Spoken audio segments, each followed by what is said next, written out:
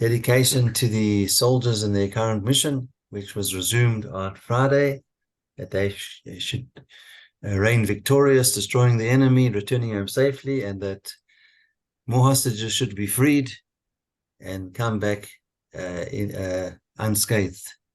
Amen. Okay, so one thing about this week's the parasha that we're going to read this coming week.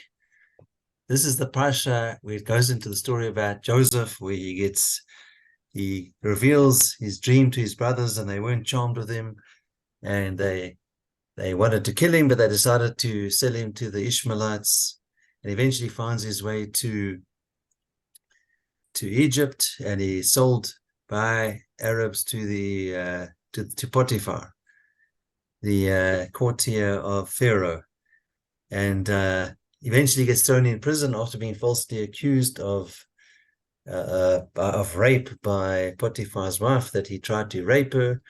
And while in prison, he interprets the dreams of the wine steward and the chief baker, and he interprets the wine steward's dream accurately. And he says to the wine steward, "Please remember me when you're released."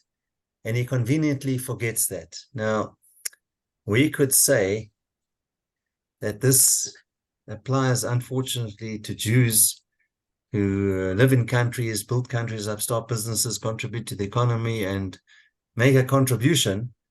And that's conveniently forgotten by the anti-Semites when it suits them. Conveniently forgotten, and certain countries, unfortunately, this applies to, which is basically, you could say it's anti-Semitic, but this is actually what happens. Countries forget conveniently what Jews have done and try isolate them. And I hope this doesn't start happening now in the current situation. I just wanted to say that. Good, Kevin. We're going to drive straight into the Gemara. We're on the 115th daf. We're nearly at the finish line. And please God, it all goes well. So guys, let me just tell you where left off. Our Mishnah spoke of one who recognized the stolen articles in the possession of another, and he bought them from an unidentified thief. So up until now, we dealt with the fact that Reuven found his goods among Shimon, and Shimon said he bought it from the supply of the shop. And to actually purchased it from. So the Gemara says, okay, let's take it to the next stage. It discusses where the thief was discovered. So basically, stating a case here where, remember, I'll ask you guys a question. What was the remedy of the marketplace, if you remember? What was that concept? So you just repeat it. The sound's not so good. Can you just speak a bit louder? Yeah, sure. Repeat it. Yeah, the audio doesn't seem so good. We had a bad connection. We didn't hear the last. All right, I'm going to switch the connection, guys. Give me 1 second. Give me 1 second. Kevin. Guys, can you... You froze there for a second, Damon. Can you hear me now? Damon, Switch internet connectivities to a different server. Okay, so now it should be okay then. Yeah, so I was going to say, we're dealing with a case where there was the remedy of the marketplace, and that only generally applied when the thief was unidentified and a buyer purchased the goods from a market at which he now had to take it to the original owner, but there was compensation due. Now, biblically, there shouldn't be a compensation, because if there was no Yush, there's no reason why the original owner should give up his articles, and the buyer has to give it back to the original owner. Now, the reason why there's the remedy of the marketplace is because it's going to cause consternation when you're buying goods, that there's no form of guarantee. But biblically, there's no reason why the buyer should be compensated. It doesn't belong to him, it belongs to the original owner. So that was only on the proviso that the seller actually was unidentified. The minute the seller is identified, there are two factors that come into play. Firstly, that the victim can sue the thief directly, or he could sue the buyer who sold it, who he was sold to by the thief. He's got two remedies of action. But we're going to learn the difference between Rav Yosef and Rav, an interpretation of Rav Chisda. But the only way that the remedy of the marketplace can be removed, technically, is if you've got recourse against the seller, who is the thief. If the seller is unidentified, the buyer is not going to give up the goods unless he's compensated in some way, even though it belongs to the original victim. Now, with the remedy of the marketplace, when the thief is identified, that falls away because the victim can sue the thief himself when he's identified. He doesn't have to get it from the buyer. And this is where the bone of contention lies. Because if one stole articles and sold them and afterwards the thief was discovered, there's two different opinions. So Rav says in the name of Rav Chia, the claim of the owner is only against the first one, meaning the thief. So what does that mean? Is that the owner has the right to collect monetary compensation from the thief, but he's got no claim against the buyer. This means that even if the buyer has not legally acquired the stolen article, how could he acquire it? There's a combination of Yush and a change of domain, where if one went from the thief's home to the buyer, and that change of domain also occurred because there's a transactionary change. And in that case, when there's despair and a change of domain, it becomes the buyer's, in which case he must certainly return them. But the owner has to compensate the buyer for his loss. Even though the thief has been discovered, the buyer is not obligated to return the articles to the owner without compensation. And then in that particular case, the owner can sue the thief for return of the purchase money. But he might figure at the end of the day, the reason why he wants the goods back, even if he has to pay the buyer, is because they have sentimental value. But he now, once the thief has been discovered, has a remedy to claim his money back from the thief because the thief made the money by selling the object to the buyer.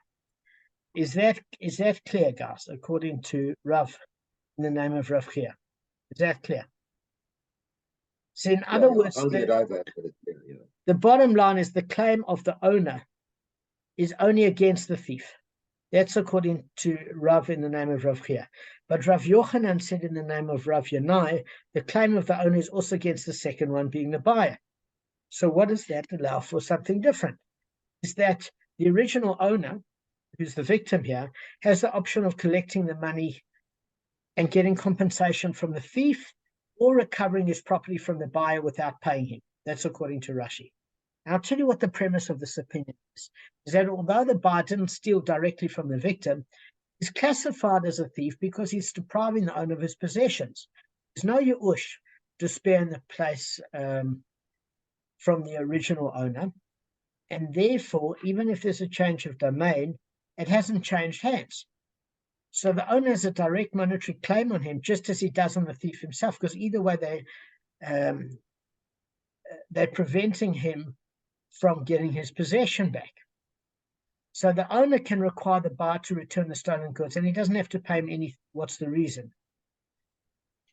Because he can always get, the thief has actually been revealed at this stage. So if the buyer has any issue, he can claim the money back directly from the thief. He has recourse because the protection and the remedy of the marketplace only occurred at the stage where the thief's identity wasn't identified. So either the original owner can remedy it by suing the thief, or the buyer can sue the thief and get his money back. But that's as far as that's opinion. So Rav and Rav Yochanan agree that the owner has the right to sue the thief himself. Both opinions agree that. They also agree that the buyer has to return the stolen items, providing there's no Yush and despair in the place of the victim, and there's a change of domain. Their only point of contention is whether the owner, upon receiving his property, is required to compensate the buyer. So let's just get it clear. They agree, as far as that's concerned, that there's a remedy against the thief himself, and the buyer has to return the goods. The only question is that who actually ends up compensating the buyer? Is it going to be the thief? Is it going to be the original owner and can sue the thief for the money? So that's where we're holding, and those are the two opinions. So the Gemara is suggesting actually they're not even arguing each other, because according to Rav Yosef, who has said that they're actually on the same page, is here in Rav Yochanan's ruling the references to goods that were sold before the owner's despair, in which case the claim of the owner is also against the buyer to return the stolen goods without compensation. For the very reason is that there's no change of ownership where the buyer has acquired it, because no Yush has taken place in conjunction with the change of domain, because Yush is required in addition to a change of domain. But in Rav's ruling, the references to goods that were sold after the owner's despair, in which case the buyer himself actually acquired them through despair and the change of domain. So, guys, the claim that the victim is only against the thief and not the buyer has to do with when the Yush took place. So, in other words, the victim can't demand that the buyer return the stolen property because it now belongs to the buyer. So that's according to Rav Yosef's reconciling Rav Yochanan and Rav. Okay.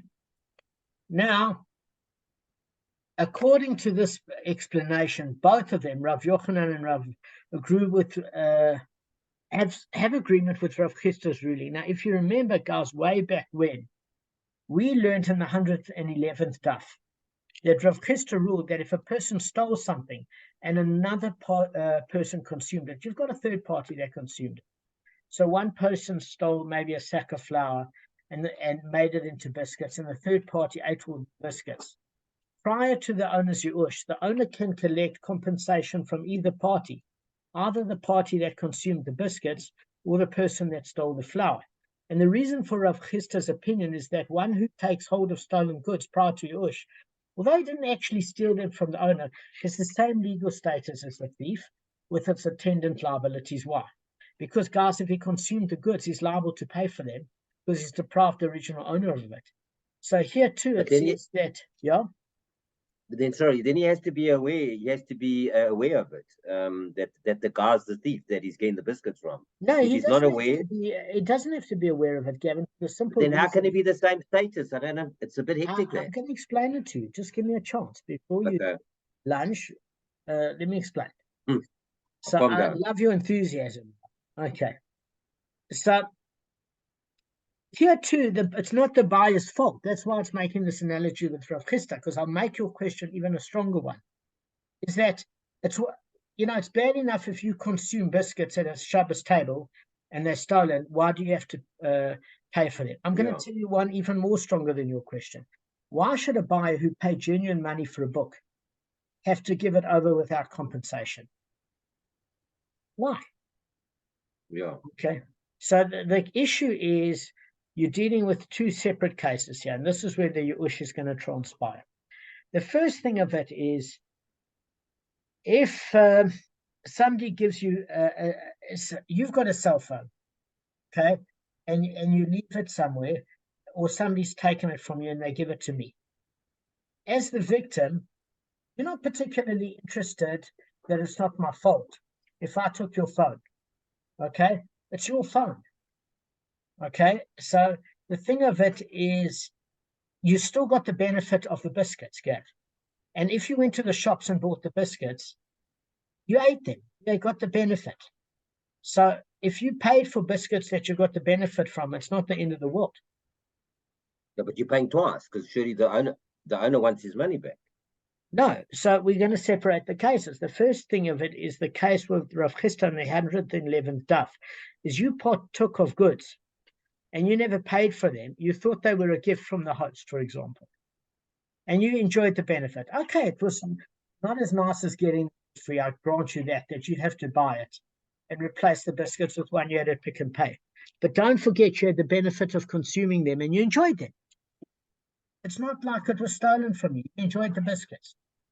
That's to answer. Yeah, but you're paying twice. You're not paying. Paying we're not twice. paying. You're paying for flour the second time because it's a cheaper object. Let me explain to you what I'm saying. Give me a chance. I stole the flour. I took the flour and I made biscuits. It was your flour. Okay. Then Kevin consumed the biscuits I made. Now it's not Kevin's fault that he thought the biscuits weren't stolen. But since he derived benefit and enjoyed the biscuits from the flour that was stolen, he has to replace your flour. And if he went to Pick and Pay and bought biscuits, he's only paying once. In this case, he's only paying once. The only argument you've got is in the one case he thought it was free, in the sense that he consumed the product. So Rav Chisda's talking about consumables. The product was No, consumed. but I'm not talking about where you went for a Shabbos lunch and you got the biscuits for free and you consumed. I'm talking about where you actually went to a shop, purchased those biscuits, and the owner was, let's say, buying it from a stolen place. You know, like a, you know, then it's a problem. Then what? Then he's paying twice, because then the owner has got recourse against him. No, so I'm going to clear Not that up. for the as well. biscuits, for the flour though. No, Not for the I'll biscuits. get that. So let's leave it as two separate cases. Let me clear it up for you. The first one, in the 111th daf, was holding, like Rav Chisda said, if they're consumables by a third party and the item is stolen, then if there's no yush on the part of the original owner, you have to recompensate as a third party the original owner for what you consumed. That's reasonable. That's different to this case, the remedy of the marketplace. And that case is as follows. It's a case where you buy books legitimately, what you think is legitimate, and it ends up being stolen. So the remedy of the marketplace is as follows, is that if you don't exactly know who the seller was because he's disappeared, he was at a flea market, etc., then because you bought it legitimately, the rabbinical enactment, not the biblical enactment, was that if I want my books back, I have to pay you for it because you paid for it in good faith. Okay? That's a rabbinical decree, but that makes the original victim a little bit miserable, because why should he have to pay for books that are his? But it makes the buyer feel a little bit better that he's compensated for the stolen loss. But biblically, if there's no yush that is taken place and you bought something that doesn't belong to you, it's not yours to keep. Do you get what I'm saying? So somebody here is miserable. If you go biblically, it's the buyer that's miserable. If you go rabbinically, according to the remedy of the marketplace, the victim is miserable in a certain sense. So what we are saying is one of the defining factors is yush and a change of domain. Because the minute there is despair and a change of domain, and that is enough for the buyer to acquire it, to where rabbinically, he doesn't have to give it back to the victim, because the original victim gave it back. Now, there's no question, if the original victim hadn't given up on getting it back, that you give it back to him, Gavin, and it was your fault. Let the buyer beware of where you purchased things from, that it has to be a legitimate source. So the only time there's a contention is that if yush has taken place, where there's despair and a change of domain, you have it as the buyer.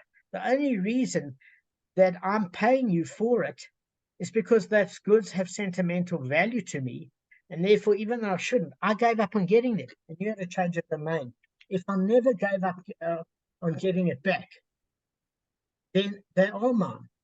Even if there is a change of domain, they're all mine. But the remedy of the marketplace falls away where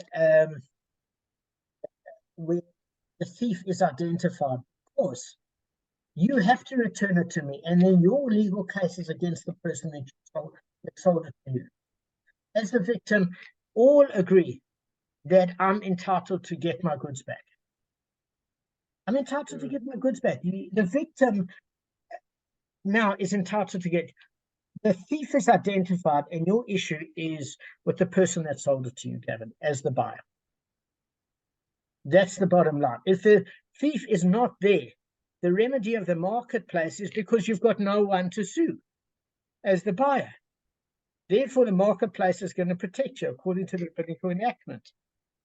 And that's only if, so the question is, does that occur if there's yush and if there's not yush? Do you get what I'm saying? Yeah. Okay. Yeah, I'm hearing you. Thank you. Yeah, so listen, in these cases, it's not that it wasn't clear. I wasn't disagreeing. I'm just saying it's harsh. It's harsh. Listen, it's going to end up in tears for somebody here. Yeah. I mean, I was actually agreeing with you. I wasn't disagreeing. No, I know, but I'm saying, unfortunately, it's going to end up in tears, because Yeah. If your ush has taken place in a change of domain, the victim is going to end up in tears, and the buyer gets to keep the goods. Okay, but the thief, keeping the goods with the change of domain or changing it physically, and the buyer's despair, he has to give the cash equivalent, even if he gets to have ownership of the goods. The thief is never exempted from reimbursing the owner. The only difference between Yu'ush and non-Yu'ush in the change of domain is he either returns the object if it's still in existence, if Yu'ush has not taken place, or he gives the cash equivalent if Yu'ush has taken place, but he never gets off the hook. It's the buyer that gets off the hook. Yeah, okay. How does one know if Yu'ush has taken place? Is it I think announced it's an by the excellent owner? question. I think it's an excellent question. So we dealt with a couple of factors. The one of it is what's considered reasonable. And what we learned in the previous daf is that there was an opinion of Rabbi Shimon and the Tana Kamma about, and it's used the example in Kalim as to can your thought process turn a hard into a mat? No further process done. Process can, and you drop it in Tuma, does it contract Tuma? So that deals bottom line with this. Who's in control of the thought process? The only person that can be is the person that owns the goods. That's what it came to prove. So if it was a case of somebody, according to the Tana Kamma,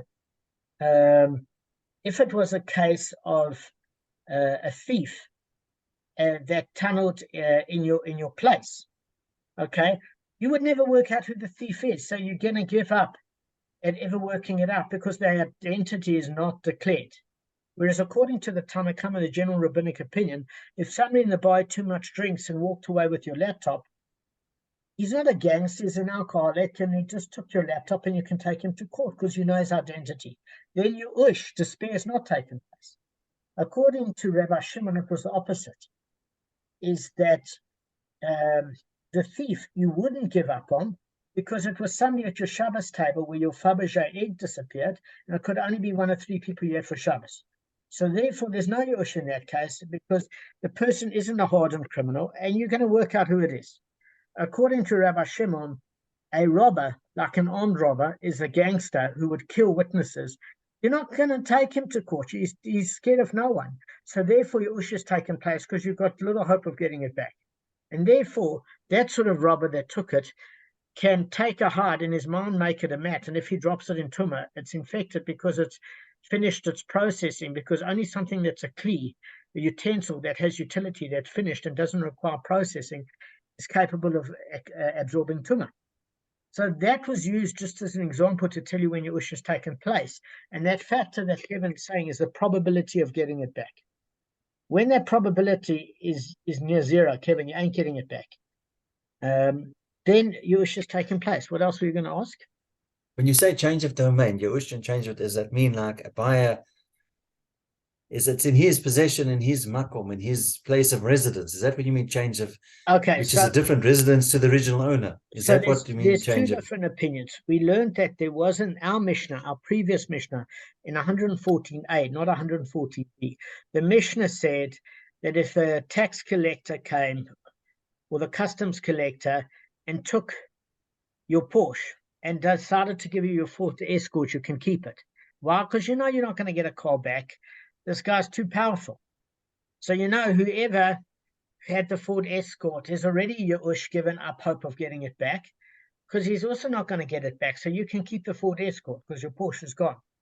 Now, according to the Tana Kamma of the 114th Daf and Aleph, Yush alone is enough. According to other rabbinic opinions, Gavin, you need Yush combined with one of the three factors, not all three, one of the three. Either a change of domain, which occurs not with the thief, but if the thief sold it to a third party, a buyer.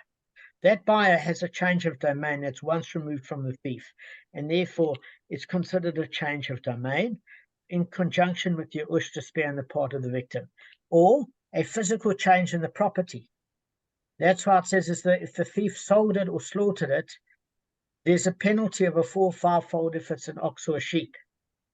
Okay, because it's now your ush has taken place in combination with another factor that would affect your ush for the thief or for the buyer. Okay, so in other words, a physical change to the property where you took planks and you made it a chair, Kevin, or something like that. Because the pasuk said you have to return what you stole, and it uses the redundancy of the word stealing and stole, meaning that it has to resemble the physical look of the way you took it in order to give it back in the same state. If it's not in the same state, it's physically different. That combined with your ush affects acquisition for the thief, but he has to give the financial equivalent back to the original owner. He doesn't get rewarded for his thievery, but he gets to keep the goods, providing this ush that's taken place. So that's another factor. And then also financial transaction is another factor apart from a change of domain, which is why the selling to a third party combined with not only a change of domain, but a transactional thing. And we use that word expropriator because you sold it against your will and you were paid for it. It's to spare on with regards to the victim, then that would be enough, that would suffice. So the probability of getting it back, along with one of those other factors of the change, some sort of shinoi, change of domain, shinoi makom, a change of physical properties, or a change of financial transaction would invoke it. Yeah, so I think that makes sense. So I just want to explain how the argument was stated. So okay, so I'm just going to give you both opinions, and then just clarify this about how it agrees with Rav Yosef and how it doesn't. Just one thing I want to ask you guys as a matter of interest. Thursday night, Kevin is finished at 9:15. When are you starting your teaching?